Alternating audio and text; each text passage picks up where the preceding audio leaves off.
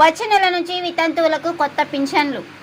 కూటమి ప్రభుత్వం అధికారంలోకి వచ్చి 2 ఏళ్లు పూర్తవుతున్న సందర్భంగా జూన్ 12 నుంచి అర్హులైన వితంతువులకు కొత్త పింఛన్లు మంజూరు చేయాలని ప్రభుత్వం నిర్ణయించింది.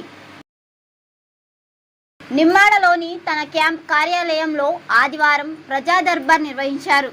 సంతబొమ్మాలి మండలంలోని పలు గ్రామాల నుంచి పెద్ద ఎత్తున ప్రజలు తరలివచ్చి తమ సమస్యలను విన్నవించారు.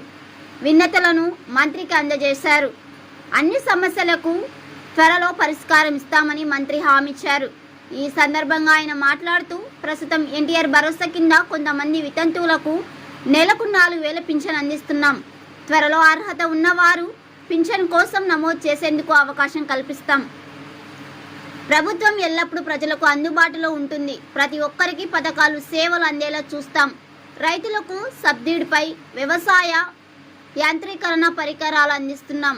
దీనికోసం ఆన్లైన్లో వివరాలు నమోదు చేసుకోవాలని సూచించారు.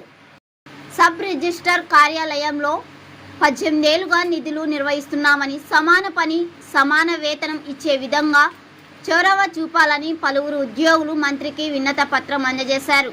సాగునీటి సమస్యలను పరిష్కరించాలని రైతులు విన్నపత్రం అందజేయగా గత వైసీపీ పాలకులు ఎత్తిపోతల పథకాలను ఆటకించారని, వారి పాపం వల్ల కొంతమంది రైతులకు సాగునీరు అందటం లేదని అచ్చెన్న విమర్శించారు. త్వరలో ఎత్తిపోతల పథకాలను బాగు చేసేందుకు ప్రభుత్వం ప్రత్యేక చర్యలు తీసుకుంటుందని తెలిపారు. ఈ కార్యక్రమంలో పలువురు టీడీపీ నేతలు, కార్యకర్తలు పాల్గొన్నారు. కొత్త పింఛన్ల పథకంపై మీ అభిప్రాయాన్ని కామెంట్స్ రూపంలో తెలియజేయండి.